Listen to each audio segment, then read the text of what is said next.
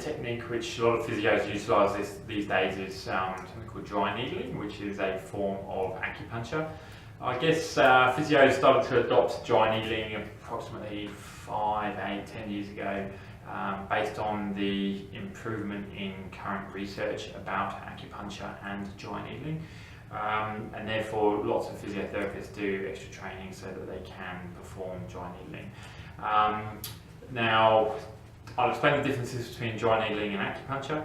It's not necessarily in the technique, but it's all about the methodology. So acupuncture traditionally is a Chinese technique.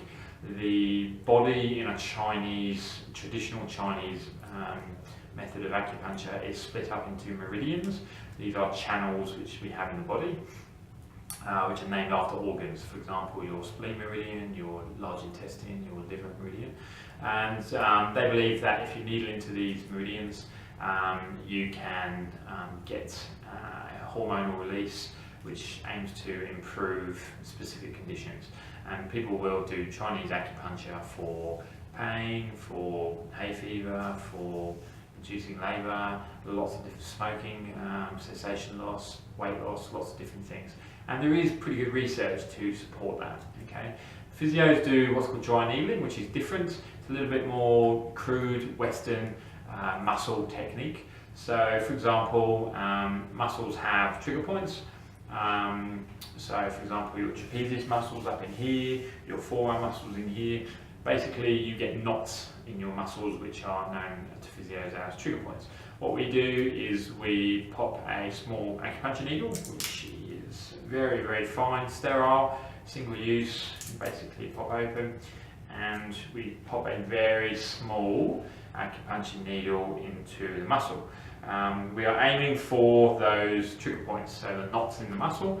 What happens is you pop the needle into the muscle and you get a little bit of a twitch, so the muscle contracts and then relaxes. You can feel that and you can actually see it on the muscle as well. It's a bit of a strange feeling because it's an involuntary contraction of the muscle. We're looking for the relaxation phase after the contraction phase. The contraction occurs because you are inserting a needle which is causing a small amount of trauma into the muscle. When you cause that small amount of trauma, it floods it with blood.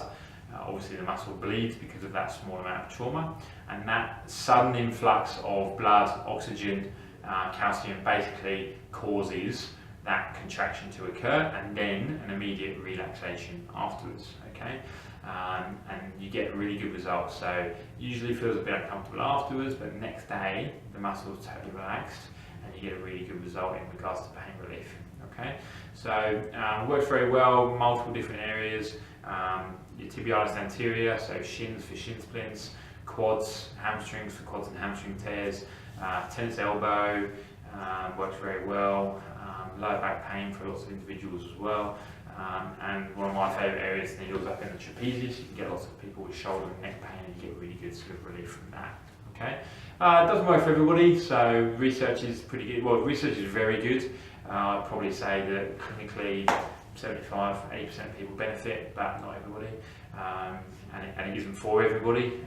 So obviously we sort of ask if you've got a needle phobia or anything like that. But it's not uncomfortable. It's just a bit of a strange, different feeling. Okay. Dry needling is something that you've had before, or you have questions about. Give us a call. We can have a chat. We can see whether you may be able to benefit from it.